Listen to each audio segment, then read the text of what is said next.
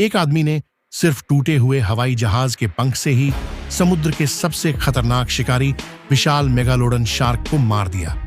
लेकिन खतरा अभी खत्म नहीं हुआ था। थोड़ी ही देर बाद वह दूसरी मेगालोडन के पीछे गया और हार्पून बम से उसे उड़ा दिया। जब वह तीसरी शार्क को मारने ही वाला था, तभी अचानक हमला हो गया। खुशकिस्मती से उस आदमी की ताकत बहुत ज्यादा थी। उसने एक जोरदार लात मारकर शार्क के हमले को रोक दिया। असल में शार्क लोहे की जंजीरों में उलझ गई थी। मौका देखकर आदमी वहां से भाग निकला, लेकिन शार्क ने जंजीर तोड़ दी और फिर से उसका पीछा करने लगी। आखिरकार लकड़ी का पुल उसकी रफ्तार रोक देता है और आदमी किसी तरह बच निकलता है। लेकिन सवाल यह था कि इतनी बड़ी बड़ी मेगालोडन शार्क आखिर आई कहां से? दरअसल कुछ वैज्ञानिक समुद्र की गहराई में रिसर्च कर रहे थे। डाइवर्स 11,000 मीटर गहराई तक पहुंचे, जहां समुद्र की एक रहस्यमयी दुनिया थी। लेकिन अचानक उनकी पनडुब्बी पर किसी विशाल समुद्री जीव ने हमला कर दिया।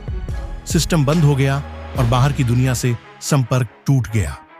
सबसे बड़ी समस्या यह थी कि उनके पास सिर्फ 18 घंटे की ऑक्सीजन बची थी। तब रिसर्च सेंटर के डायरेक्टर ने एक मशहूर गोताखोर जेसन से मदद मांगी।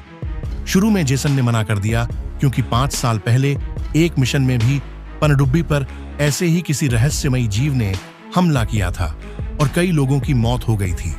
लेकिन इस बार उस पनडुब्बी में उसकी पूर्व पत्नी भी फंसी हुई थी, इसलिए जेसन ने आखिरकार मिशन स्वीकार कर लिया।